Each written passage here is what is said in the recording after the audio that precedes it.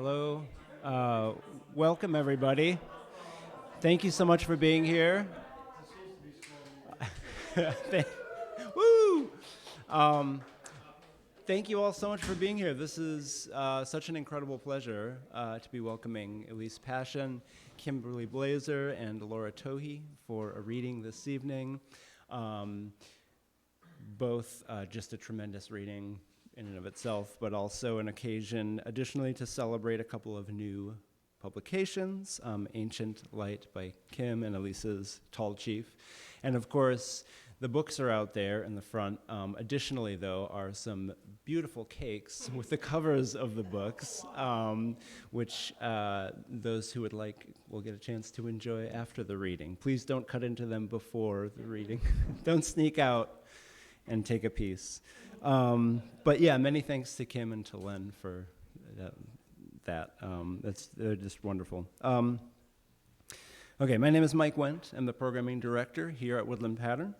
I just have a few things to say before we get underway. The first is I would like to begin with a land acknowledgement and say that that we at Woodland Pattern acknowledge that here in Milwaukee, we live and work on traditional Potawatomi, Ho-Chunk, and Menominee homelands along the southwest shores of Michigami, part of North America's largest system of freshwater lakes, where the Milwaukee, Menominee, and Kinnickinnick rivers meet, and the people of Wisconsin's sovereign Anishinaabe, Ho-Chunk, Menominee, Oneida, and Mohican nations remain present. We further acknowledge the grave evil colonialism introduced to these lands through genocide, as well as slavery, but also via racist and xenophobic beliefs, laws, and practices that continue to inflict harm upon Black, Brown, and Indigenous lives. We honor those who have lived and who do live now at these intersections of identity and experience and are committed to the active dismantling of white supremacy. Thank you so much once again. It's really tremendous. Thanks to each of you for being here, Elise, Kim, and Laura, and to everyone out there watching at home or wherever you are streaming. I just have a few things to say. The first is some more thanks, which is to the NEA for support of this program as part of our series, Native Writers in the 21st Century. Quite a long-running series through which we've been able to host some pretty incredible writers, and also a series that we are able to present also in partnership with INNAPO, so Indigenous Nations Poets, thank you. This reading, like most of our programs, is presented on a give what you can basis. So Woodland Pattern is a nonprofit organization, and your individual donations go quite a long way towards sustaining us and helping us continue to present the programs of this kind. So if you are in a position to give, we hope you might consider doing so. And certainly thank you just for being here and creating this space with us this evening, which is its own wonderful form of support. And other ways to support Woodland Pattern. And additionally, the artists presenting is that, of course, you can visit the bookstore.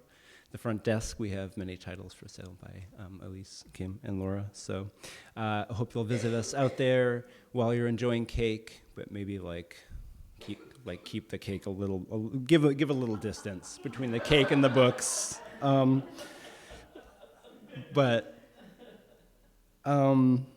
Okay, thank you. And then the last thing by way of announcements that I will say is that we have quite a lot coming up. And I want to mention just a few things. Of course, first and most immediate to this evening's reading is that tomorrow, at 2:30 p.m. at UWM Library Special Collections. This is an event that's open to the public, so I hope you'll consider joining us if you can. 2:30 p.m.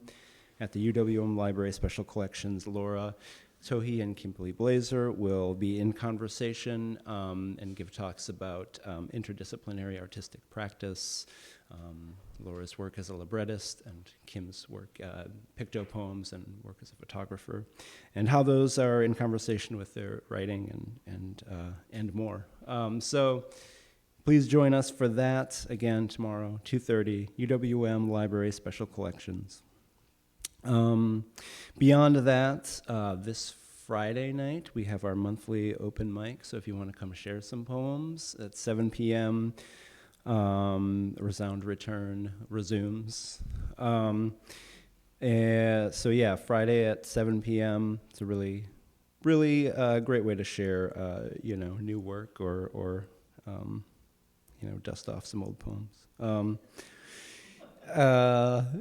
And then this Sunday, so this whole weekend is kind of packed. This Sunday, Alternating Currents Live, our concert series, will present The Bridge, organization that brings together improvising musicians from France and from Chicago, and they do tours around France. They do tours around the Midwest. We are very thankful to be a stop when they are here in the Midwest twice a year. So this particular ensemble will include Nick Mazzarella on alto saxophone, Tim Stein on guitar, Céline Rival on accordion, Katie Ernst on double bass and voice, and Sylvain Lemaitre on percussion. So those are pretty consistently outstanding shows. So Sunday at 7 p.m. And then the last thing I'll mention, and the rest you can find online or grab a newsletter, a print newsletter at the front desk. But next week, Wednesday and Thursday, we'll be hosting Peter Gizzi. So that'll be tremendous. His first time back in quite a while. So he'll be giving a workshop on Wednesday from 6 to 8, and there is still space available in that workshop. Who is Speaking is the name of it. So for more information about that, again, talk to us, visit us online, grab a newsletter. And then he'll give a reading at 7 p.m. next Thursday, May 2nd. So I guess I lied. There's one more thing, which is there will be time for questions after the readings. So just keep that in mind as people are reading, if you have anything you would like to ask. Including you out there watching on Crowdcast. Those of you on Crowdcast can ask questions via the chat. So, okay. That's truly all, except for introductions. So I'm done with my announcements, and we'll move into the next phase. I'm thrilled to first welcome Elise Paschen, whose next book of poetry, Blood Wolf Moon, will be published in 2025. Congratulations, that's great. An enrolled member of the Osage Nation. She is the author of 6 poetry collections, most recently Tallchief. As an undergraduate at Harvard, she received the Garrison Medal for poetry. She holds a Master of Philosophy and Doctor of Philosophy degrees from Oxford University. Her poems have been published widely, including in Poetry, The New Yorker, a Norton Anthology of Native Nations Poetry, and Best American Poetry. She has edited or co-edited numerous anthologies, including The Eloquent Poem and the New York Times bestseller Poetry Speaks. Paschen teaches in the MFA writing program at the School of the Art Institute of Chicago.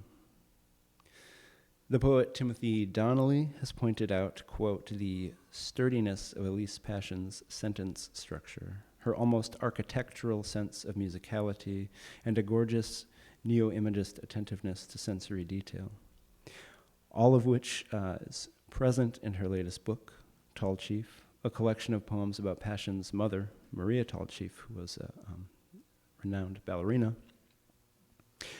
The pieces included are suffused with strains of the fantastic, but always so grounded, so human in tenor and sensory experience.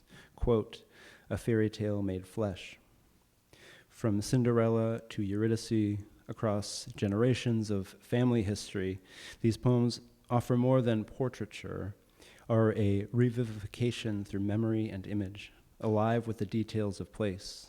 From, quote, a field bloomed full of asphodel, to a, quote, city house with sunken gardens. Poems that place us within the lives and spaces of memory, poems that delineate, quote, each sheltering grief with care and tenderness. It's an incredible interweaving, a rich movement through a constellated set of lives, places, and lived experiences. Something Laura Kasischke notes about nightlife, I think, applies equally well to this collection and really to Elise's work at large, which is, quote, this is poetry that reminds us of all the power and possibilities of poetry itself.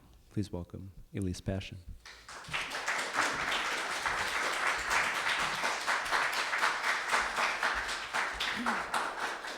That was so beautiful. Thank you so much, Michael. I really appreciate it. I'm so happy to be here sharing the stage with Kim and with Laura. Tonight we celebrate an organization we're all board members of, Indigenous Nations Poets in NAPO. Thank you all for being here. Celebrating Kim's new book. Can't wait to hear both Laura and Kim read. And I will be reading poems tonight from my chapbook, Tallchief. Thank you, Michael, again. And I'm also going to read some poems from my forthcoming book, Blood Wolf Moon. So yes, thank you, Michael. Tallchief is dedicated to my mother, Maria Tallchief. And it's a chapbook, and it's selected and new poems. So selected poems from my first 3 books, and then new poems from Blood Wolf Moon. So I'll begin with a poem that I wrote in college. I had the great fortune of studying with Seamus Heaney, and I wrote this as a sophomore in Seamus Heaney's poetry workshop. My mother was born in Fairfax, Oklahoma, on the Osage Reservation, and this poem is an attempt to imagine my mother's childhood home in Fairfax, Oklahoma. Oklahoma home. There was a woodpile fence that kept your garden from schoolyard, leaving open to sight the larkspur and lavender-stretched boulevard which skirted your house and the latticework swing set. Running parallel to the street, on its other side, a field bloomed full of asphodel. Your window looked over the meadow. The wind through grass, like a seesaw, seemed to sound out the field, and you would repeat back, "Papa, Papa," hushed as an owl. At times you note the changes of the hour, the catch and call of quails beyond the trees, the pond shaded at 4, a patch of blue-stem grass where father's horses grazed. From the outside of the house, it was your window upstairs where white curtains, loose with air, would blouse like sails. Evening was the time when all the sounds had quieted. Your father counted stars outside. A coin would rise, an Indian head. It's actually, now that I always like beginning my readings with that poem, and another little wonderful fact is that my mother has just been featured on the U.S. Quarter. So next time you get some change, look for Maria Tallchief on the Quarter. So maybe there was a premonition in that poem that that would happen one day. This next poem was published in my book, Bestiary, which means Book of Beasts. And in this book, I was interested in crossing thresholds between human and animal, ocean and land, life and death. The poem is spoken by Molly Burkhart, whose sister Anna Kyle Brown was murdered during the Reign of Terror, 1921 through 1926, when outsiders married Osage women and then killed them for their oil head rights. During this period of history, the Osages were considered one of the wealthiest people in the world because of the oil discovered under their land. A line from this poem was used as the title for David Grann's book and Martin Scorsese's film, Killers of the Flower Moon. Sadly, I did not receive any financial compensation for it. Wigya means prayer in Osage. This is the first time I've read from my chapbook, by the way, so it's kind of exciting seeing the puns. I'll see if I find any typos. It's dedicated to Anna Kyle Brown, Osage, 1896-1921, Fairfax, Oklahoma. Wigya. Because she died where the ravine falls into water, because they dragged her down to the creek. In death, she wore her blue broadcloth skirt, Though frost blanketed the grass, she cooled her feet in the spring. Because I turned the log with my foot, her slippers floated downstream into the dam. Because after the thaw, the hunters discovered her body. Because she lived without our mother, because she had inherited head rights for oil beneath the land, she was carrying his offspring. The sheriff disguised her death as whiskey poisoning, because when he carved her body up, he saw the bullet hole in her skull. Because when she was murdered, the leg clutchers bloomed, but then froze under the weight of frost.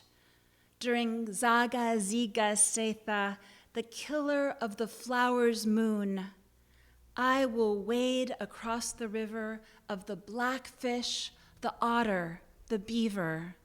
I will climb the bank where the willow never dies. So this next poem is from my book, The Nightlife, and this poem was an attempt to understand my mother's dementia. And for those of you who may not know, my mother danced the original Eurydice in Balanchine's Orpheus.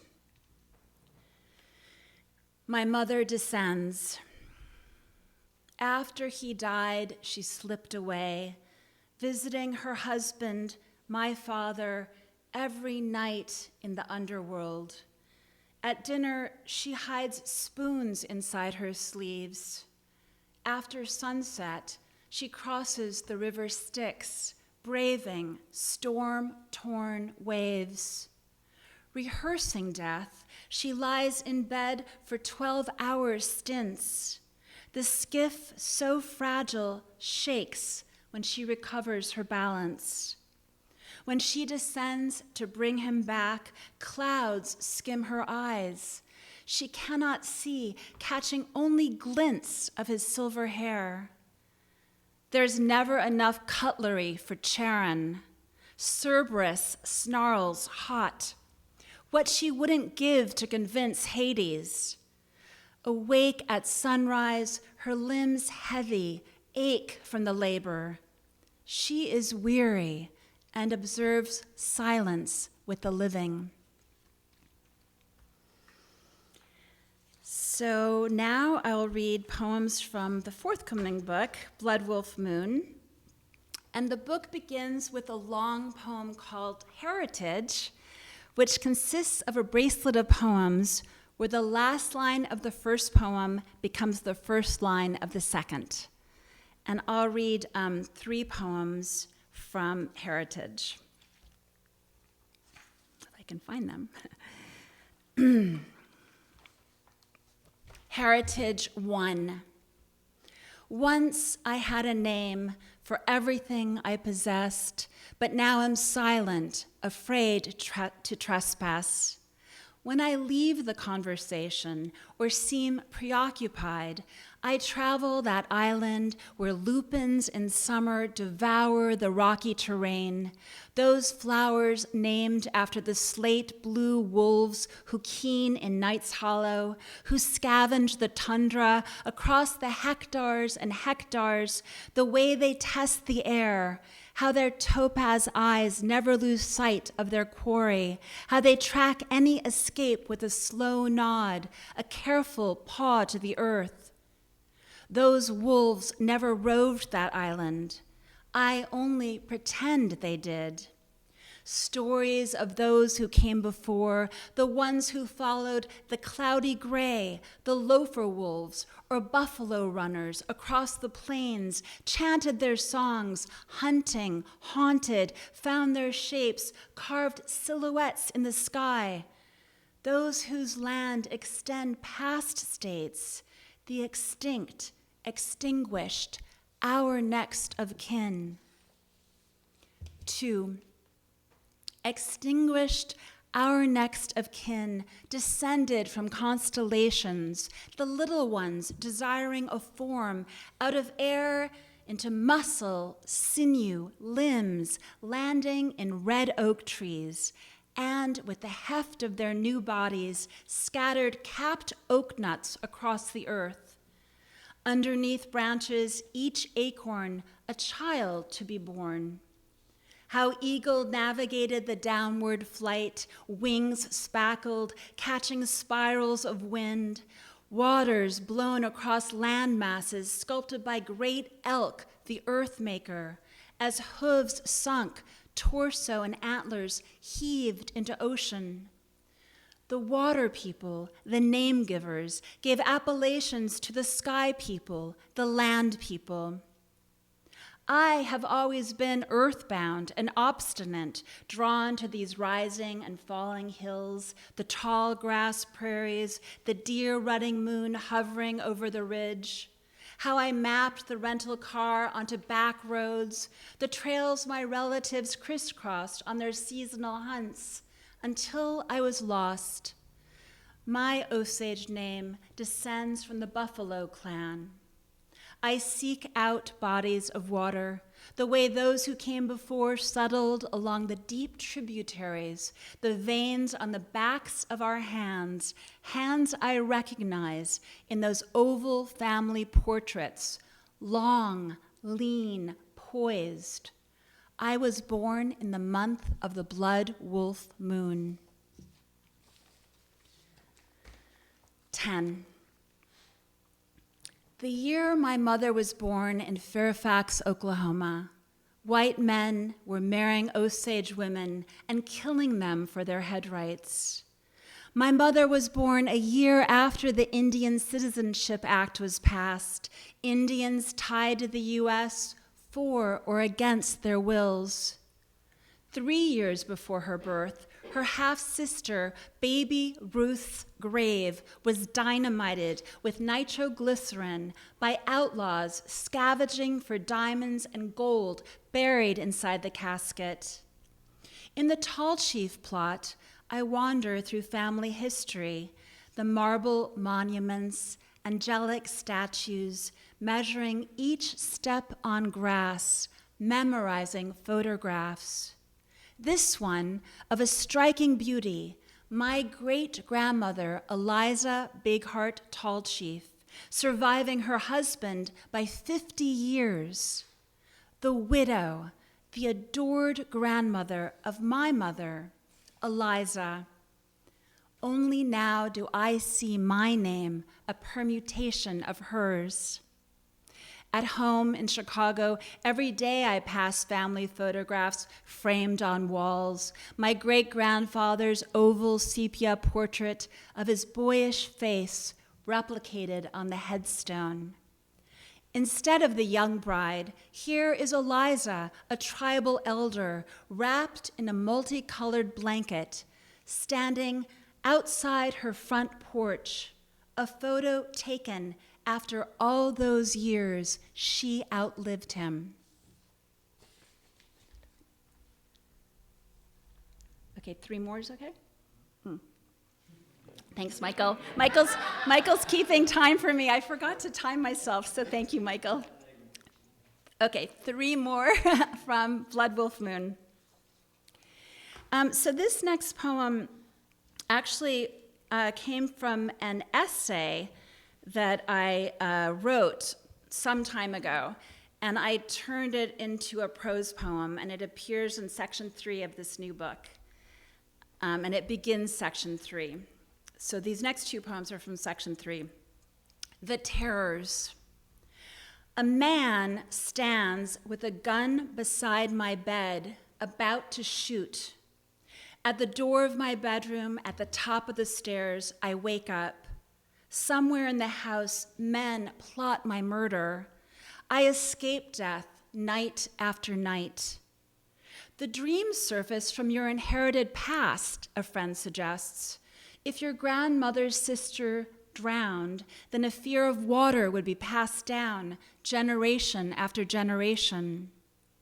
My grandmother never spoke about the gunshots, the poisonings, the house blown up down the street in Fairfax. She was young, raising 3 small children. My mother told me her cousin Pearl Bigheart's father was murdered during the Reign of Terror. People still are afraid to talk about it. Decades later, my grandmother's dog, poisoned by neighbors, dragged himself up her back steps to die. So I attended the Osage Nation premiere of Killers of the Flower Moon last July and had the great pleasure to talk to Lily Gladstone after the premiere and got to know her again. And so I've had several talks with Lily. I'm a huge fan of hers. And this next poem was inspired by talking to Lily and some of the things that she says to me, which will come up in this poem. I'm very sad she did not win the Academy Award. But she won the Golden Globe and others. After Killers of the Flower Moon, Lily Gladstone confides she wore my great-grandmother Eliza's blankets in 3 scenes. I don't remember my great-grandmother, though in a photo, age 90, she holds me in her arms. The actress plays Molly Burkhart, who lived down the street from Eliza in Fairfax. Hands out wide, Lily says Eliza had a broad wingspan. She pleated the wool broadcloth several times. Through an open window, wings outstretched, an eagle owl looms toward Molly's mother, dying from poison. My mother told me that owls in trees wailed the windswept night before her father died. Wrapping my great-grandmother's striped blanket around her shoulders, Molly asks her husband during a downpour not to close the window. Be still, she says, and listen to the rain. Eliza's blankets fold and unfold stories. Into every pattern, I fly back home. The Osage replaced Heid robes with Dutch traded blankets in the mid-19th century. I stop breathing during the night of film when a murderer calls Osage women blankets. While her husband injects Molly with arsenic, each sister is shot, poisoned, or bombed to death. A woman in a voiceover foreshadows, "This blanket is a target on our backs." In the quiet after Molly's obituary is reported, I only hear rain. Outside the theater, silent thunderbirds overhead spread dark cloud-spattered wings, outlining circles across a broadcloth. Inside each target, a hole in the sky. And this last poem is a found poem from Carolyn Quintero's Osage Dictionary. The poem consists of a column of Osage orthography, as well as a column of the phonetic spelling in Osage. I'd like to thank Christopher Cote of the Osage Nation Language Department for providing the orthography. I've been taking Osage language classes all year, and I now understand why people keep saying they have to take the beginner's class again and again. So I'd love to be able to read the Osage to you, but I'm just going to read the poem in English. The title in Osage, though, is Maze Dadaze, typewriter. I zigzag into the world, a woman, a wolf. Within my heart, an untamed horse. What do you call it? The wind. Which pathway to that star or the orbit of a star? Vapor rises off standing water. Upstairs, tell untruths, that of a tongue. time is just the ticking noise against metal. Thank you so much.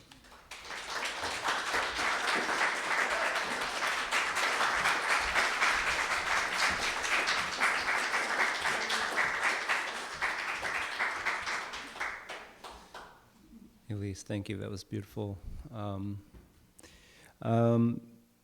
Now, such a pleasure to welcome Kimberly Blaeser, past Wisconsin Poet Laureate and founding director of Indigenous Nations Poets, who is the author of 6 poetry collections, including Ancient Light, Copper Yearning, and the bilingual Résister en dansant Iquenime, Dancing Resistance. Her photographs, pictopoems, and ekphrastic pieces have appeared in exhibits such as Visualizing Sovereignty and No More Stolen Sisters. An enrolled member of the White Earth Nation, she is an Anishinaabe activist and environmentalist, an MFA faculty member at the Institute of American Indian Arts, and a professor emerita at UW-Milwaukee.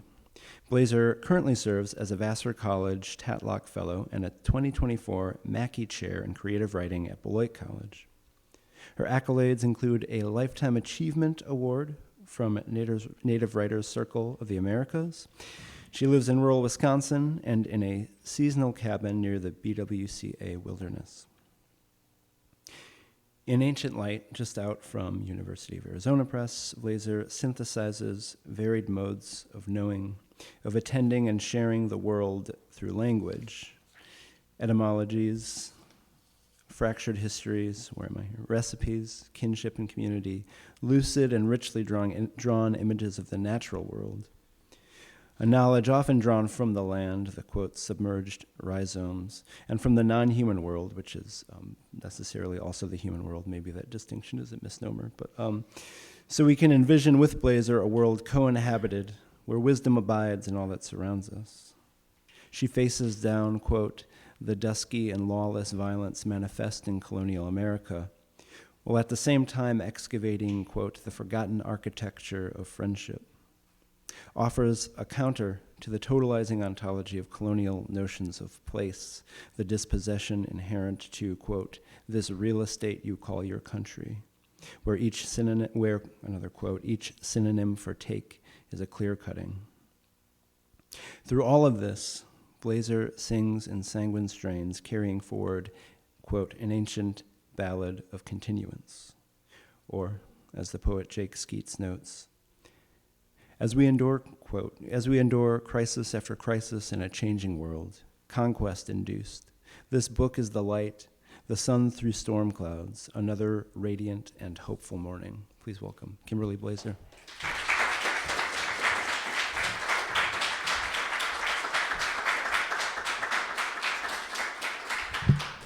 Miigwech, Michael. So, yes. So, miigwech to all of you for being here. Kim Blaeser, Nindigenakaz, Anishinaabe Kwe, Nindao, Gawababi Bonikag, Ninduintaba, Migizi, Nindodam. I'm Kim Blaeser. I'm Anishinaabe from the White Earth Nation, and I'm Eagle Clan. So we are going to show some of my images as I read, and also you'll see some of the pictopoems. And they'll just kind of circulate through, so they'll come by you more than once, so you don't have to really be distracted by them. I'm trying to create an ambiance, and you will see that some of the images I pull from the places I've been and what I've experienced. So as much as I always want to do multiple things, I'm only going to read from Ancient Light tonight because I'm celebrating this book. And so I want to say like a couple of small things is that there is a trajectory running through, and it does begin in colonization and all that colonization has wrought.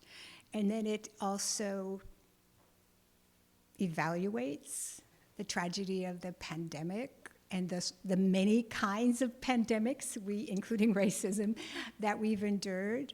And then thinking about where are the sources of healing. And ultimately tries to connect us through poetry to some of those possibilities. And I am going to try to keep an eye on the clock. Not always easy, right?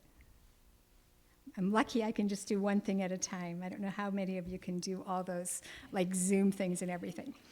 Okay, so I do want to also say miigwech to Woodland Pattern, to Mike, to Jenny and Laura, and also to Laura Elise for being here and sharing this time. It's really great to have these beautiful Indigenous women always at least once a month, but sometimes more than that, we get to work together. So I am going to begin with a poem that introduces me by way of place, I think. So I'll tell you a secret. I lost my cheat sheet, so I was sort of trying to build it as we were having dinner. So this is a challenge. But I am beginning there. The where in my belly. Scientists say my brain and heart are 73% water. They underestimate me. A small island menace, I emerged from Minnesota's northern lakes. The where of Monoman, wild rice in my belly. I am from boats and canoes and kayaks, from tribal ghosts who rise at dawn, dance like wisps of fog on water. My where is White Earth Nation and white pine forests, knees summer stained with blueberries, pink lady slippers open and wild as my feet. I grew up where math was canasta, where we recited times tables while ice fishing at 20 below, spent nights whistling to northern lights. I am from old, medicine barks and teas, from early, the air damp with cedar, the crack of a mick, beaver tail on water. Their echo now, a warning to where fish become a percentage of mercury, become a poison statistic, to where copper mines back against 1,000,000 blue acres of sacred. I am from Nabi and Ogichidakweg, women warriors and water protectors, from seed gatherers and song makers, the wet where pulse in my belly whispers and repeats, like the endless chant of waves on ledge rock, waves on ledge rock, on ledge rock, on waves, on water, Nabi.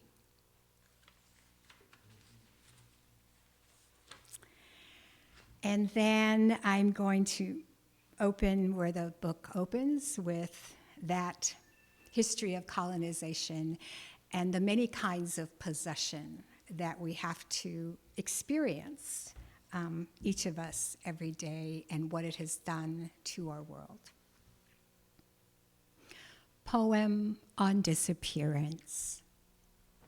Beginning with our continent, draw 1491. Each mountain compass point indigenous. Trace trade routes, languages, seasonal migrations. Don't become attached.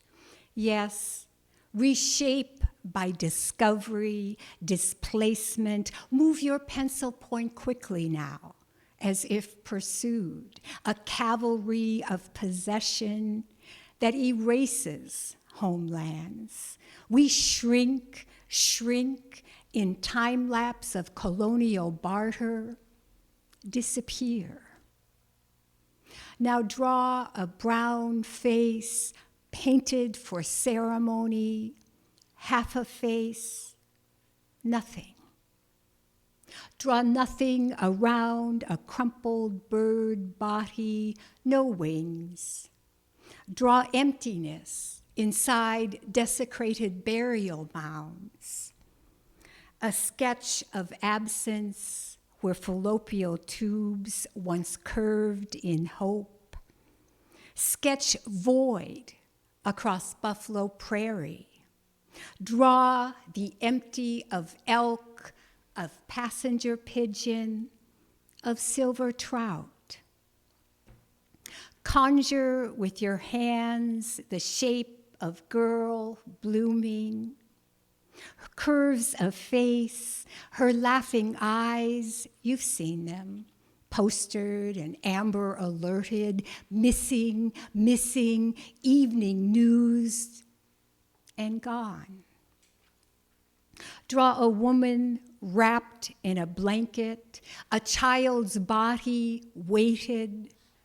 Draw stones sinking into every river on the map. Draw carrion, blackening skies, carrion, plucking vision from round, brown faces. Draw missing, draw murdered. Work carefully now. Turn your hand to the new continent. Again, picture it. Nothing.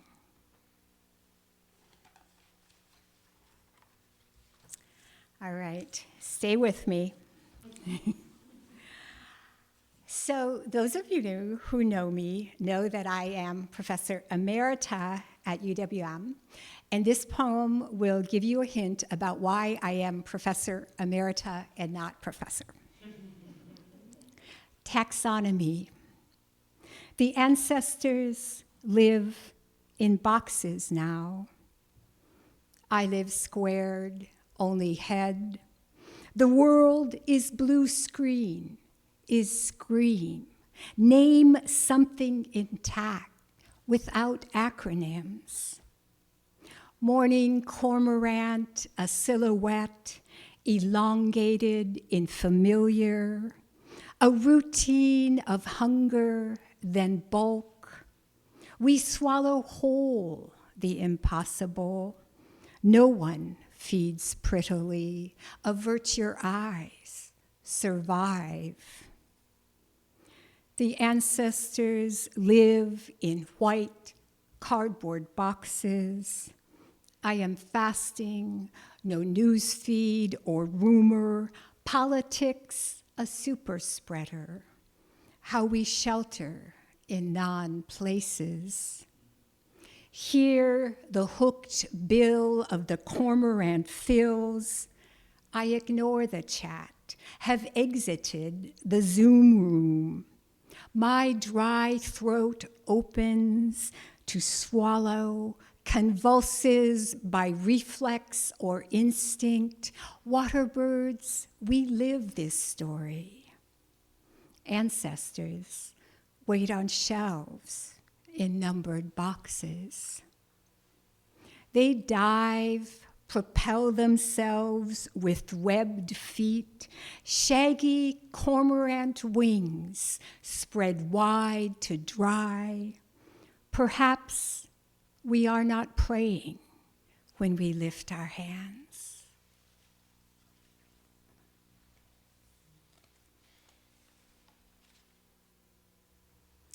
All right, so that is a beginning of the book that places us in what we face. And then I try to move on to, what we want to do about it. How do we heal? How do we reclaim community and so forth? And a while back, one of my colleagues invited me to write a poem about dignity as an endangered species. And I decided to dedicate this poem to Nathan Phillips, who some of you may remember was the indigenous man who was on the mall in DC when the MAGA-wearing youth confronted him. And what did he do? He just kept drumming, right? He just kept drumming. And I was so moved by that, and I felt like That is an expression of dignity. That's someone who carries that dignity. So because Laura and Elise are here, I want to tell the rest of the story. So we were in DC at the very first Indigenous Nations Poets Retreat, and we had had a faculty reading, and I thought, what better place to read this poem than there? And then we went directly from there to this wild dance party that Joy Harjo had. And I had two things. I had the book, I had on this, yes, on the steps of the Library of Congress, and behind it you can see the Capitol, right? So we're out there. We've danced. We're tired. We're joyous. We're going off to dinner, and some of our fellows came and said, "The man you read that poem for is here," and so then they took me to him. And he, I went up and I introduced myself and I said, I dedicated a poem to you. I was so, I was so moved by the way you carried yourself in that moment. And then he also had youth with him, which I think is just so cool. So they said to me, can you read it to him? And I had my purse and my book, because we had come from there and we didn't want a bunch of things. And so I had the book, and I was able to stand there with the lighted Capitol building behind us and read this poem to Nathan Phillips, who was looking a little bedraggled. He was looking like he'd been through it. And he was so moved. And then I signed the book, and as I was leaning on the stone to sign, he turned to his youth and he said, I'm in that book. That poem's about me. And it was that moment when poetry finds its way. And then I came to the dinner a little late, and I was telling everyone, and someone said, oh, that was really serendipity. And Lucy Tapahanso said, that was no serendipity. The spirits were all over that. So anyway, this poem, which really honestly only has one sort of gesture to him, but still he's all here. On the dignity of gestures. For Nathan Phillips. 1, remember hands ungloved and notched by life. Watch them pour stovetop coffee into tin cups. Lift cross poles onto fence bucks. Mend nets. Rock your children. 2, pay homage and speak the names of sweepers and shovelers, canners, cafeteria cooks, baby doctors, and deathbed watchers. Esme, Dale, Margaret, David, Mike, and Colleen. 3, receive all gifts, crocheted Afghan or prize money, with humility. Gratitude spreads easy as butter.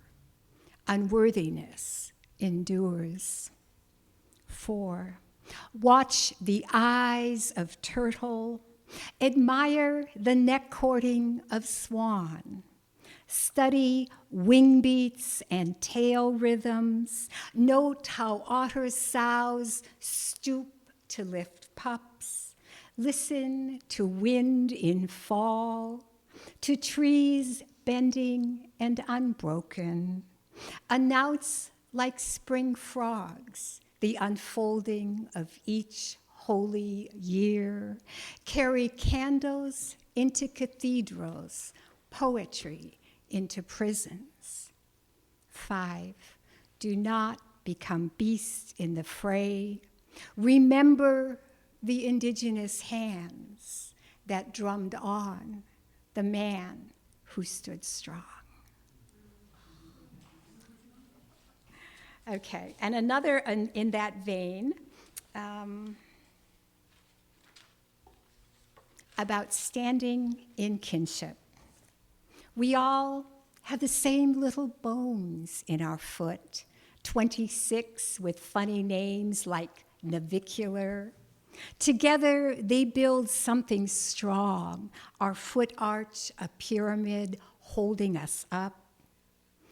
These bones don't get casts when they break. We tape them, one phalange to its neighbor for support. Other things like sorrow, work that way too. Find healing in the leaning, in the closeness. Our feet have 1/4 of all the bones in our body. Maybe we should give more honor to feet and to all the tiny but blessed cogs in the world, communities, the forgotten architecture of friendship. All right, another thing that happens in this book is I was going to say, and I thought of this first in this way, that I had a series of poems all called The Way We Love Something Small. But I realized it's not actually a series at all, it's an aesthetic.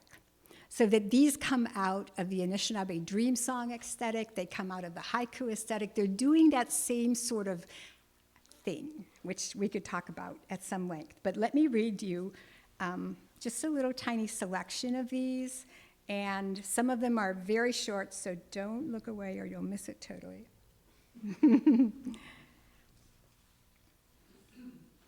The way we love something small.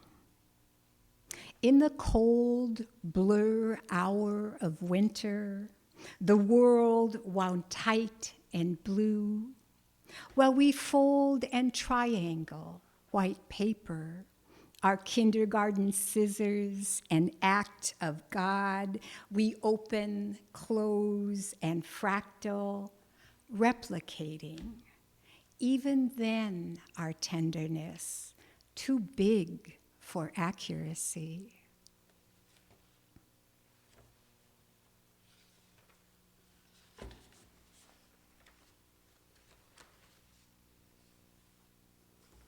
The way we love something small. Inky leaf shadows on snow, each animal track a hollow, trace of bird feet, double oval of deer, the glyphs we make, the ones we follow.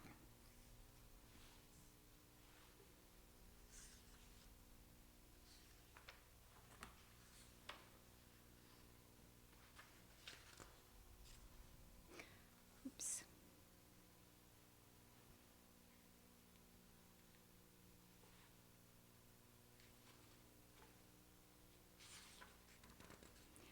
The way we love something small. The translucent claws of newborn mice, this pearl cast of color, the barely perceptible, like a ghosted threshold of being, here, not here, the single breath we hold on the thinnest verge of sight, not there, there. A curve nearly naked, an arc of almost, a wisp of becoming, a wand tiny enough to change me.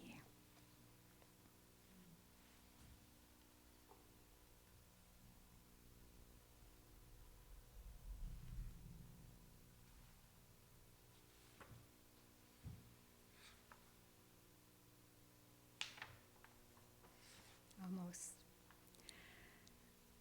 And this is a segue into the next section. So the way we love something small. Vowel sounds from a land, language not yet lost. Muni kwani kanik minis. My tongue and island too, swimming where Migas rises. This ache, tiny but growing. The place I keep it. The place I keep it is often in these poems. So that introduces another movement in here, which is language back. As Elise was saying, well, I had a different experience. I grew up with my grandparents who were native language speakers. And so I learned a little bit of Anishinaabe-Moan as a young child, but school took good care of that. And so it's you know, a sort of, I say I speak baby Ojibwe, and in one of my other poems I say, how do you conjugate after 40, right? I'm much after 40 now. So we are doing this Language Back initiative, and all of us would be happy to talk so much more about that. So please ask us about it or go on to our website and see what's going on with NAPO and Language Back. But I'm going to read two very short things that focus on that, and then I'll move into a closing poem. Where's Mike? Are you my timer too? He's thinking about it. Okay. All right. So the first is just an excerpt from, first you have a prelude, then you have an excerpt from a prelude. But anyway, that's what I'm going to do, a very short excerpt. Akaway, a prelude. Between languages, in the shadow of old losses, we adorn ourselves. Words join breath marks, fall into silence. Language stutters and searches, an odyssey etched in bark eyes, in patterns on rocks, in absence. Everywhere careful words break, open, they feed us. This way, we swallow kinship. Songs like bread, Wikwandawin. Inhabited, we whisper sort tongue hungers, this blood caress of gone and almost melody.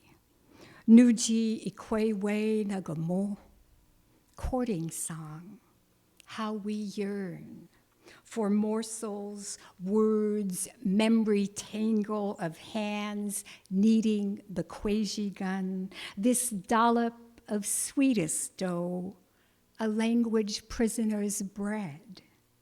This is to hunger, bakade. This is to break, bigoshkad. To speak is to eat, wikwandawin, feast food, our jagged stuttering, a giveaway. Mara'o idiwag, this is to share. All right, how is my time? One more? Two more? Two more. He says two more. Okay, great. Okay, a real short one and then another. There's some others in here that, you'll hear another time. Very short poem, first ever read here in Woodland Pattern at one of the annual poetry marathons, where you try stuff out.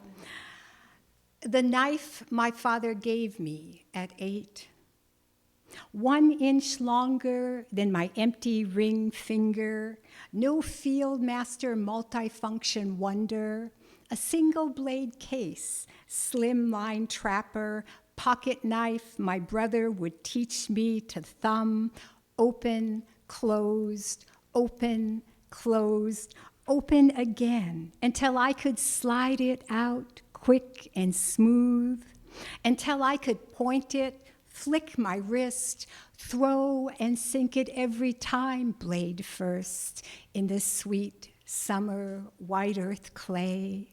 Respect it, wipe it clean on my jeans. The knife my father gave me at 8 whispered to me the things he left unsaid. Small, sharp, and pearl-handled pretty, it does the work of any man's blade. All right, and then there's so many closing poems, I don't know which one to do.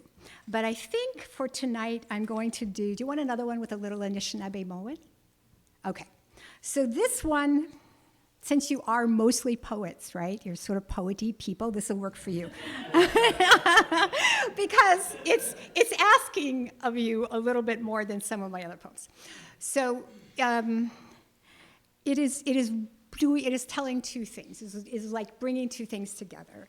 And one of them has to do with embroidery and flowers, and one of them has to do with missing and murdered Indigenous women. And altogether, it has to do with survival and continuance.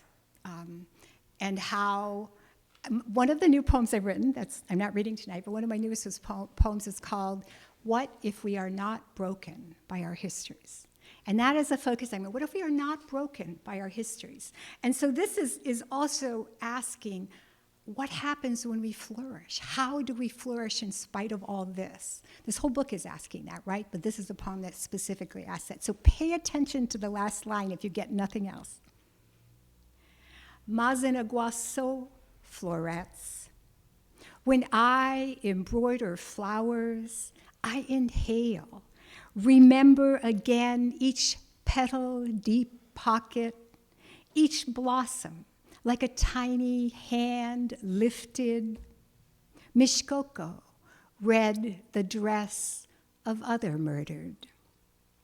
My fingers hunger, stitches, callous tips, an offering to florals and woodland spirits who have curved our bodies in season, centers a holy that opens damp with nectar, wanton our bloom, wanton our disappearance, Ikwewug, women wild and heedless as flora, in a world innocent of scythe and pesticide, innocent of trampling oil nations who own. Wabiguanakeg, an abundance we make of the broken, when burst becomes seed. Miigwech.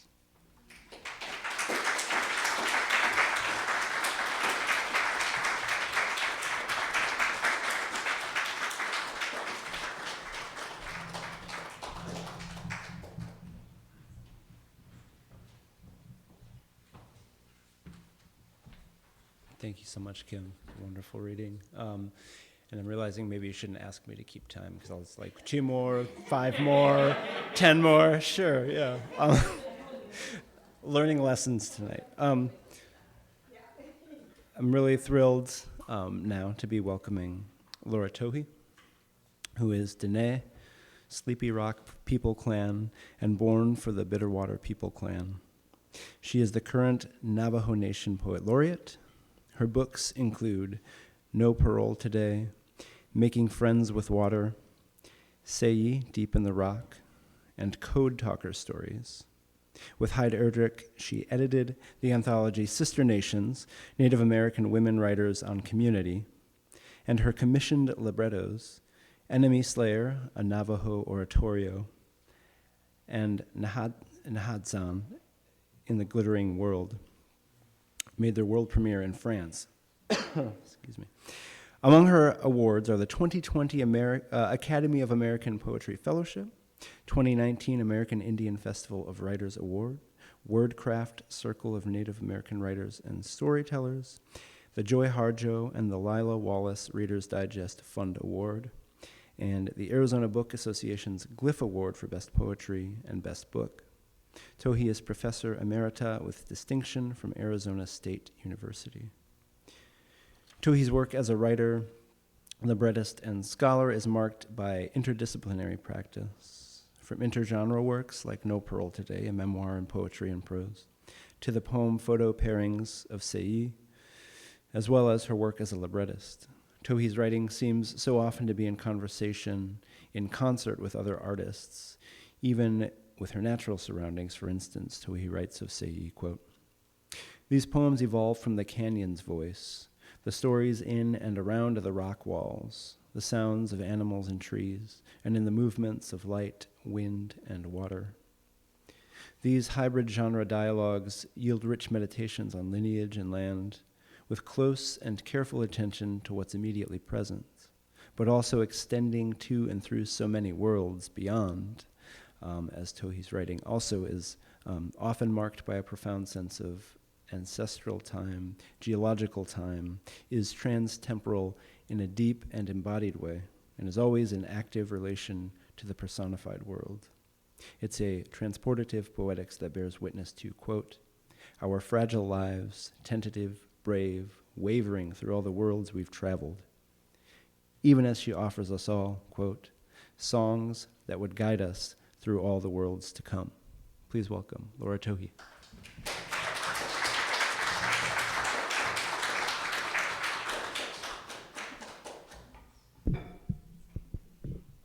Ahehe, Michael, Njunago Shanana Shintra.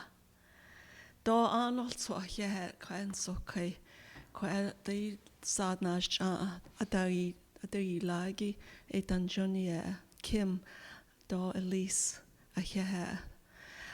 Just want to say thank you, everyone, for coming out, and to Michael and to the bookstore, to all of those who helped make this event possible. I'm very honored to be here and to share this podium with Elise and Kim, because you have been so supportive of my work over the years. So I thank you for that.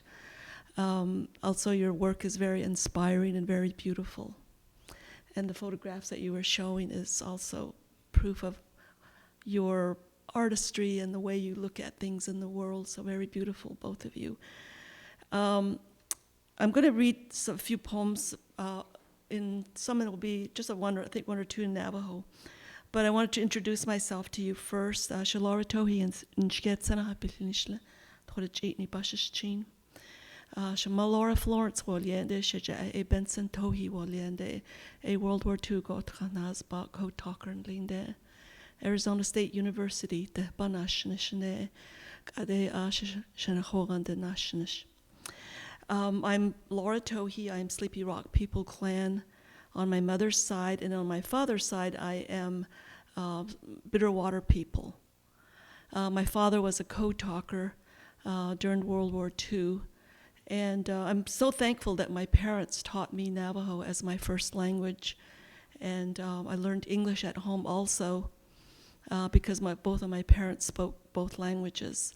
So when I got to school, I was in a class with all Navajo students, and at that time, most of the students spoke Navajo. Just a few spoke English. And because I could speak both languages, I interpreted for my classmates. Otherwise, they would be punished. You know, the things that happened in boarding schools are still with us today. But I also wanted to be literate in my own language, so I took language classes at Diné College at Tseyí, Arizona for 3 summers. I was there and learning how to write my own language. This first one is called Nilsa Baka, and then I'll translate it into English. Nilsa Baka, Ade Li Dilkilgot E Nahalengo Bilchel Loj. Hachiko na yek ekots ide desk asgo ahola. Toyela do niyolso ahola. Hashke Nilsa Baka Nazba. E biga atka najna toko iska. Aro li bil anal tloj. Anna aye ta kon ayila. Male rain, he comes riding a dark horse, angry, malevolent, cold, bringing floods and heavy winds, warrior rain having a 49 night. Then rides away, leaving his enemy behind. So that reference to 49 night was actually a party. I remember when I was in college, we'd have these 49 parties, and it was just, it was like dancing and drumming and just having a good time in college. So these poems were inspired by my paternal grandmother, who I lived with sometimes during the summertime. And because she was a Bitterwater clan, she told me a lot about water. And when I moved away to Nebraska, I lived there for 11 years, and I got very homesick. So I started writing about things that I remember about being at home, and some of these poems were about water. And then eventually they started taking on a life of their own, and they're still living now as music. There was a woman from Eastern Europe that just translated one of my water poems into music and song. So this is another poem from my grandmother. It's called Meeting the Spirit of Water. When you come to a river or lake or pond, one you haven't met, you must meet it, spirit. Place your hand into its belly, feel the energy, stroke its power, caress the life source, let it run through your hands, say a prayer. You must meet its spirit, and it will never steal you, was what she told us as children. So my grandmother and I, and my cousin, we used to walk to the windmill, which is about 2 miles away, to wash our clothes. And it was a lot of fun because I don't remember, maybe I was like 12, 13, 14 years old. And she would tell us stories as we walk along. And my family also had horses and cattle at that time, and I got to ride horses all the time, and I loved that. And so I part of that living there was part of having a happy childhood for me, being able to live around animals.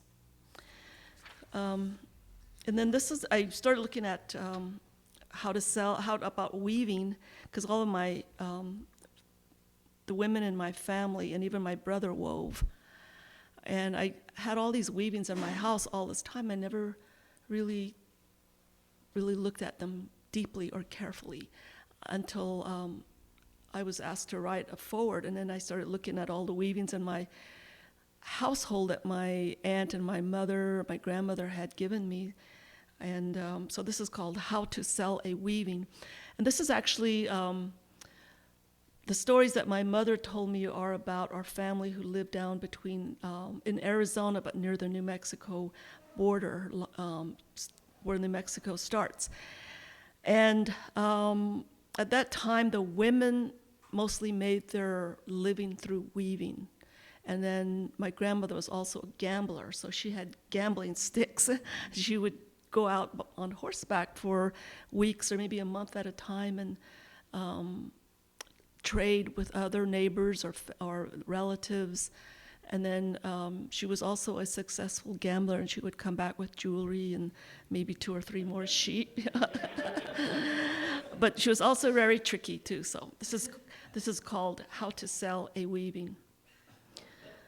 Trading post day, and Masana grandmother gathers lightning and mountains she pulled from the sky and wove into parallel lines, for she is part geometrician, part coyote.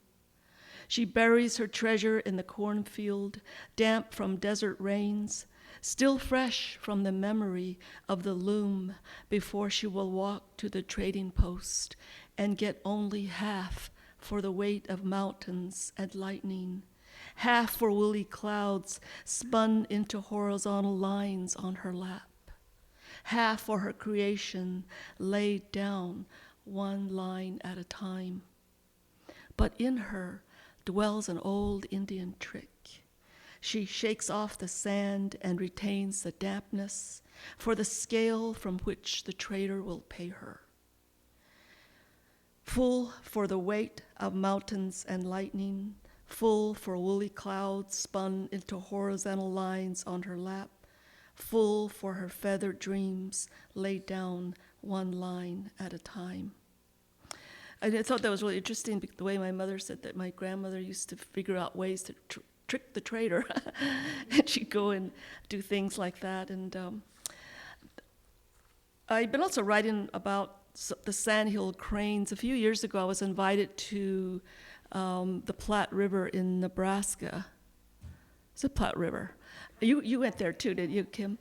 And a group of poets were invited there, and we were asked to write a poem, and also we observed the sandhill cranes because they were migrating south at the time, I think, right? I went in the spring, I think. So I wrote this poem about that. But I relate a lot of things that I write about to my own Diné worldview. So there's some references into that, into this poem. Map songs of the sandhill cranes. In Mexico, they laid open the maps again, written for them in the second world. In light blue voices, in blue light spoken with blue voices. They learned songs that would guide them through all the worlds to come. Songs they placed in the spiral of their throats and called them maps. In the blue world they danced with wind, who liked these feathered beings. So wind molded and formed their bodies and taught them to ride on its breath. When the fights and quarrels broke the blue world apart, the cranes gathered their songs and dances and maps and flew towards the stars, turned their bodies and broke through a hole into the sky, into the glittering world, where a grandmother sprinkles corn pollen for their return each year. In the month of the eagle's young, they find their way to the river that ribbons past cornfields and cottonwood trees. Near the highway and electric wires, they are calling me now, back to the land of the Moonshell River. So I follow their tracks to the water. I stand in the cold wind in awe and humility, because they have made this journey for me too. Okay, now you're going to have to tell me what time it is. So I'm just going to read maybe a couple more poems about, and then before I go on to the oratorio that I wrote. My son and I went to the, actually, I'm sorry.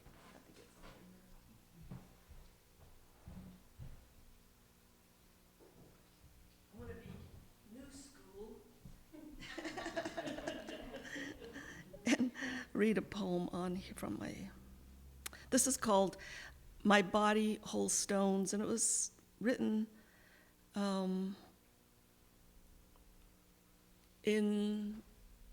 because I spent several years in the boarding school.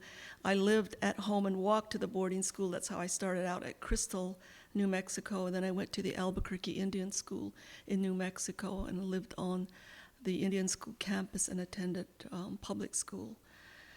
So I wrote this poem called My Body Holds Stones. My body holds stones of a tragic Indian warrior, descending into sunset at trail's end, swallowed by 2 centuries. I'm still trying to unknot his silhouette.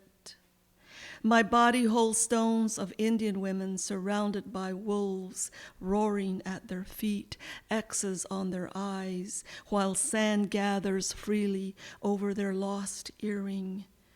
Voices echo, I am my sister, in a canyon where thunder sleeps. My body holds a stone monument to large smallpox blankets. Jagged winds wail the color yellow on the prairies that lay themselves down in the dying rays of the sun. My body holds stones and words ground into cement steps inside my childhood government self. Tongues washed with buckets of bitter soap seep into the cracks of sidewalks at midnight, where I scrub, and children march over me. My eyes hold licks of a wooden snake that hissed and broke on his back, his shame, his head bowed to the beast. I remember, but he doesn't. My body holds stones where I stood in the corner and looked into the fractures between 2 worlds. Nishja sailed over the skyline. A fat coyote ran across my path in winter. I looked for myself on both sides, counted myself among the surviving. My body holds stones too many to count. My body holds stones I cannot pass. So I'm going to go to this newer work I've been doing. I seem like I've been doing a lot of interdisciplinary work with other artists, which I really enjoy doing. It's a really interesting way to collaborate with other artists and to build and create an art. I was commissioned by the composer on this project, Thierry Picou, who came to Phoenix in 2016, I believe, and asked if I would want to collaborate with him on this new piece he was going to create for the group that he started, the Ensemble Variants. And so we talked about the project, and so I said I would be willing to work on that. So I flew to France and spent part of the summer in a monastery, and we created the beginnings of this oratorio. It's called Nahasdzáán in the glittering world. Nahasdzáán is our Navajo word for Mother Earth, so it's kind of like a report on what's happening in the world. So it's also a piece on how global warming is affecting all of us, not just humans, but all life forms. And the French have their own translation, and I know, Kim, can you help me with this last word? Okay, so Nahasdzáán ulemon skintila, yeah. So that's what they called it. So next one, please. These are the artists and directors. I was librettist, and Thierry Picou's a composer. Luc Péton was the choreographer. He also works with animals. He, one day, somehow he and the composer, Thierry Picou, were speaking. I guess they had just met, and Thierry mentioned that he was working on this new piece and mentioned that there were animals in this oratorio. And so Luc Péton said, I've worked with animals before. Why don't you have live animals in there? And Thierry said, yeah, let's do that. And so he wrote to me and said, what do you think of having live animals? And I said, oh, that would be great, because these pieces are written for animals in this oratorio. So that's what we did. We had these animals, and there were. It was performed in Rouen and Caen, France, in 2019, and in it were one vulture, a wolf, 2 owls, 1 hawk, and 2 dancers. And the animals were blessed before I even went over there. I have a clan brother who's a medicine man, and I told him about this project, and I asked him if he would bless the animals before I went over to France. And so he said he would do that, so he came to Phoenix, and I think I had to put pictures of these animals out for him so that he could sing this prayer for the animals, because I didn't want them to feel like they were being exploited or hurt in any way. So that was the reason for these prayers. So that was done, and then I went to Rouen and Caen in 2019. That's when we had the animals in the performance. And then 2 years later in Grenoble, France. And this time there were no animals in there because apparently the French audience didn't like, I guess they thought the animals were being exploited or something, I don't know.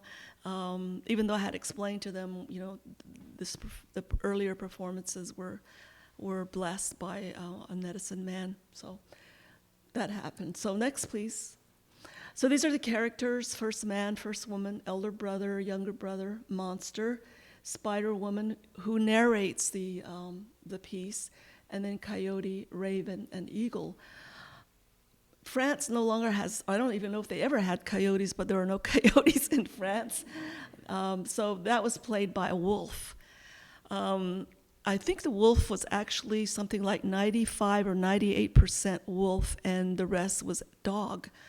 Otherwise, they said they would be too wild to have on stage. So it was, the coyote became a wolf, and a raven, there was was played by the vulture, and then the eagle, there was no eagle there. So we had two owls that played in these parts too, and they were just beautiful. I mean, they didn't do circus tricks or anything like that. They actually danced with the dancers, and it was a very beautiful performance. And I'll show you a little bit in a little while. Okay, next please. So the way I was looking at this piece and the way I wanted to write it was, I wanted to look at how stories, the Navajo stories, are like layers that are built on top of one another, almost like a ladder. And in this image here, right here in the middle, is one of those. So what I wanted to was working with was these colors here, black and blue, yellow, and this is the present world. This is what we call the glittering world. And in our mythic stories, everything began dark world, and in that world was first inhabited by insects. There were people in there, but not in the form that we are today. We were misty. They were called misty people. So our form was nebulous.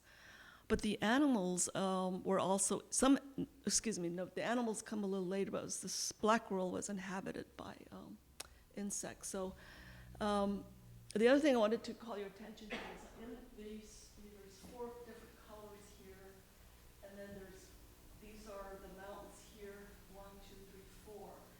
And that's what I was also working with was these mountains and what they represent, what they symbolize. But mainly it was like this stories of being built one on top of the other. So next, please. So the theme that I was working with was to express the effects of global warming on humans, animals, and life forms, and to remove humans from thinking that they are the center of the universe. Okay, next, please.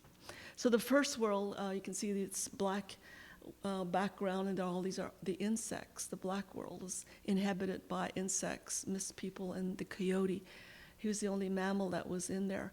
And what I found really interesting about this first world was that the insects were busy building their homes, they were gathering food, they were making a world for themselves. And the humans were not. They were somewhat, they weren't even in the form that we are today, so they were kind of just floating around. But the insects knew what they needed to do to make their world. Okay, next, please. So these are some lines from the Oratorio. And first man in that world says, "We float like mist between earth and sky, pathetic beings we could not read instructions written in the earth's language or in Spider-Woman's designs." So, it's just like he's saying that, we were kind of lost. We don't really have a direction like the insects do. We're just kind of just floating around here, and we don't know how to read what's out there in front of us. And then Coyote's also in that world. He says, "I sit by the road to procrastinate, to conjure ants, to run along my tongue, to swallow. I grow weary of the same threads that stitch existence together. I crack the bowls and make them run like fissures." And Coyote's just there, kind of just hanging out, kind of observing things, and just kind of he's not an insect, but he's not really a human. He's just another entity by himself, and it just seems like he's just there to kind of take advantage of the situation, to eat the ants, and then also to not care for things, but to kind of maybe destroy things or to just play with things that are there. Okay. Oh, can you go back just one, please? And I have up here on the right side the ladder, which is how these beings from these worlds escape into the next world, because eventually what happens in each of these worlds is there's disharmony, there's conflict, there's deceit, and the inhabitants can't get along with each other, so they have to leave. So that's why I have that ladder symbol going up into the next world. Okay, next please. And then we get to the blue world, which is inhabited by birds and winged animals. This is actually a photo that I took of the sandhill cranes when they were in formation in the sky, and that's the blue world. And the same thing happens in this world, that the inhabitants were there. They were getting along for a while, and then something happens, something upsets the harmony, and then there's conflict, and then they can't resolve it, so then they have to move again to the next world. Okay, next please. And then in each of the worlds, something also results of that disharmony. And in this one was the fire. First man says, "Breath, breath. I take a breath in this new land. In my dreams, darkness and the flames rising below us. Frightening. We lived by the natural laws until someone brought the ugliness. The firekeeper set the world ablaze." So it's almost like they're being punished for their misbehavior, for the things that they created in this world, and so that world had to be destroyed, and then they had to move again up to the next world. So we have that ladder again. Next, please. So then they get to the yellow world, and in this world it's inhabited by the two-legged and four-legged animals, including the reptiles, insects, birds, and mist people. These are all the former inhabitants. So they're in that world, and again the same story happens. And in each of these stories it's always four colors. There's four directions, the four sacred mountains, the four stages of life. So again, there's disharmony, and they have to leave again, so they go up the ladder again. Next, please. And then Spider-Woman says about this, she says, "Then the world cracked again when the people forgot the paths because the monsters had eaten the maps, scattered the bones, and left the people marooned. Their nation needed new songs to reshape the world. One day a mist will hover above a sacred mountain where a child will cry. She will wear a dress made of yellow corn pollen, sunlight, and clouds. She will bring songs and prayers and maps for healing, for peace. Her sons will be born for the sun." So in this story, then, we have the entrance of a holy deity, changing woman will come, and she's like a prophet. She helps the people with how they should live, how they should create a society. And so she's very important because she's part of the Beauty Way ceremonies of Navajo people. And the ceremony is used for blessings and for rites of passage for young women when they, reach that age where they start have their menses. And so this is a very important ceremony, and there's a lot of prayers and songs associated with that. And so Spider-Woman predicts that the sacred woman will come, and she will help right the world. So next, please. And then Coyote enters again, and he's got a lot of stories. One of them is how he created the universe haphazardly. Coyote: "I shook the blanket of stars into the sky in a moment of impatience. That's Coyote's doing, they'll say, my star pattern now woven into the loom of the cosmos, a star pattern design forever unbalanced to sparkle above the earth's sleeping head and all her children." And then so there's this conversation between Spider-Woman, because she sees everything on top of the earth and then below the earth. And she said, "That's your doing all right, old Coyote.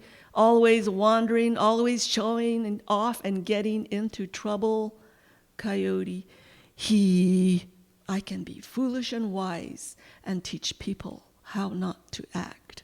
So a lot of what happens in these worlds is because of Coyote. He's always creating this imbalance.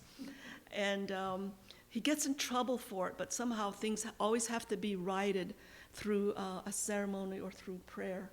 And so again, the next screen, you have to climb up to the next world, to the present world that we are in, the glittering world. And what I found really interesting about this was, I didn't really realize this until later on, that this story is actually based on a ladder of moving up, and each rung has all these stories embedded in them. So I'm going to play just a few excerpts. I'm going to play have you play the teaser for the Oratorio. So I'm just going to go ahead and start it, and then I'll let you tell you when to shut it.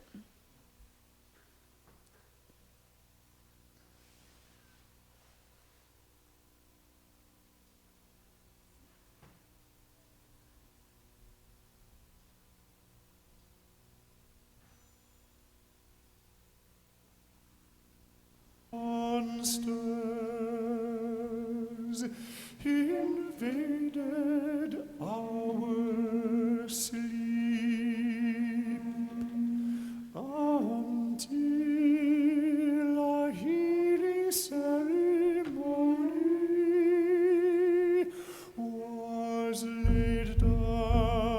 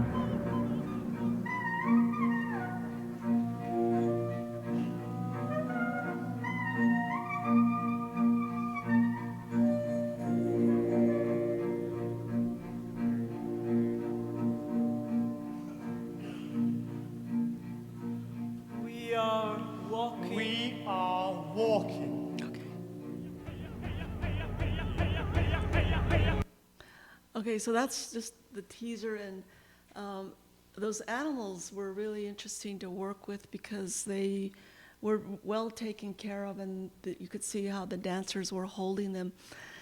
At one point, it was interesting because the vulture that was in there took off, and it landed on one of the player's head, and just stood up there on her head just for a little bit, and she just kept playing and playing and playing. And then I guess it got enough of sitting there, and it took off again. But most of the time, they just stayed on the stage. And then the next night, I think one of the owls flew up into the balcony to check it out, I guess, to see who all was there, and then came back down and went back onto the stage. So it was really beautiful, and I had never thought that this could be performed with animals, but it was really a beautiful, I think, way to incorporate animals into art. So can you play the last, and this will be the part we'll end here. This is at the performance. You can view this on YouTube. It's about an hour-long piece.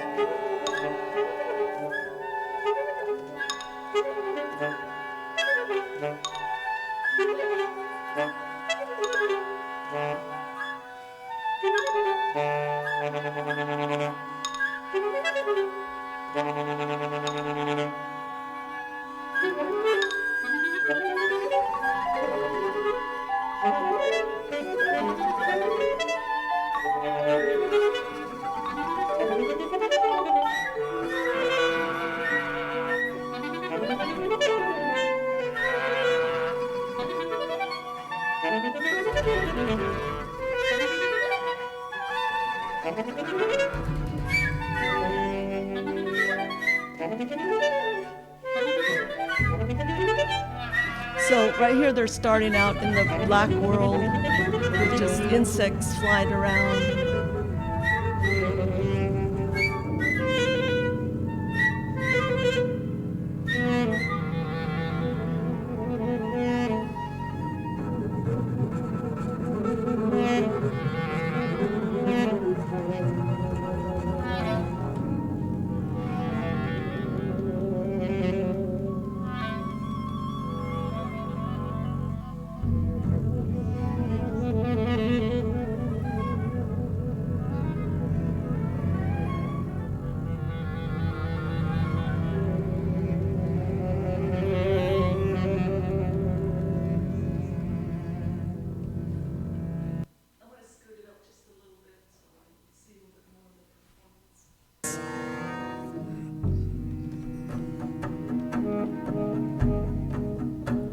Seekers emerge from under a canvas of black sky and rub their legs in noisy celebration.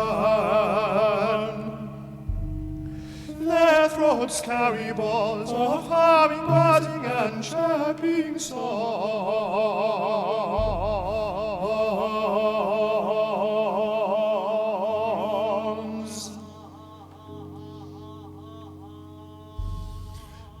The insect people build their world in a language of verbs.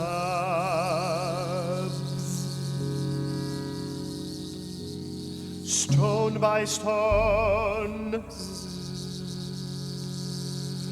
verb by verb, in parallel lines.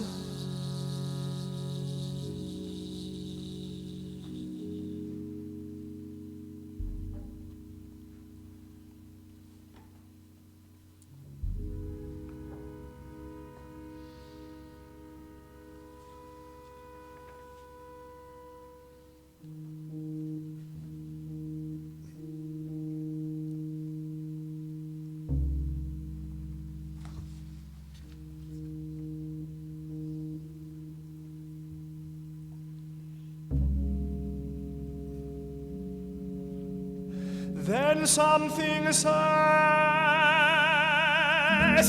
enough! Life! Enough! Life! Life!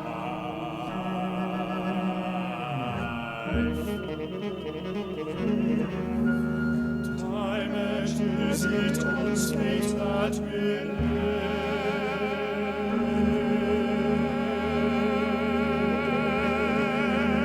age. With ice, water, and wind, to be found by a wise man in another world, who will read stories older than the first calling brings.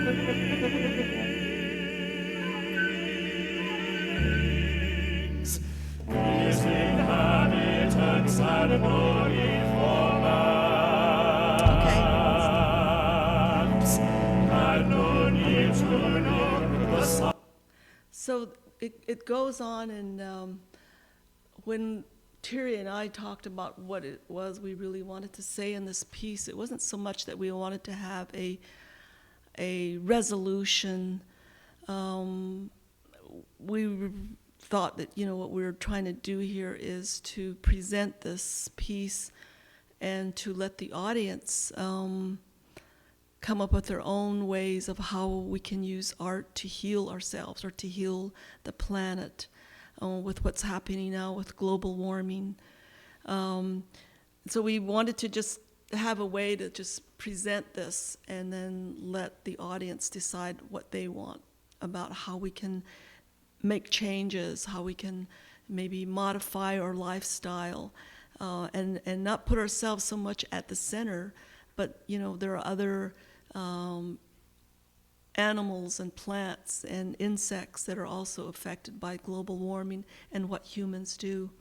So the last part, I'm just going to read that to you, and then that will be it. Through songs of healing, we see that everything is interconnected with all our relations. Thinking with one mind, a good mind, makes us remember that we are but small beings on the lap of Nahasdzáán in the glittering world. We can change direction, but first we must make a new language, create new songs and stories. First woman says, Diné. Someone must think it. Someone must speak it. What we do to the earth, we do to ourselves. In healing ourselves, we heal the earth. What songs will we create in our song bowls?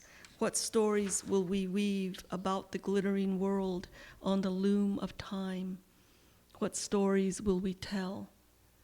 What story are we creating?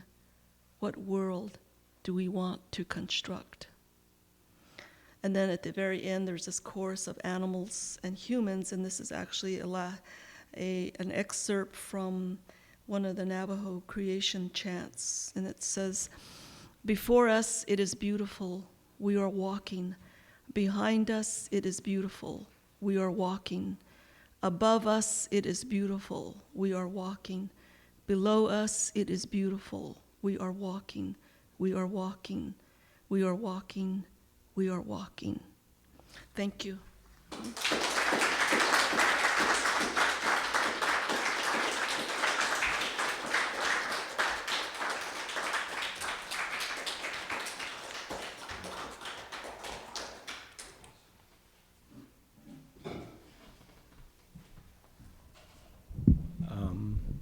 Thank you so much, Laura. And thank you once again, Kim and Elise. And as official timekeeper for this evening's reading, I think it's time for cake. Is that right? Okay. Thank you all so much for being here. And again, one more time for Elise, Kim, and Laura.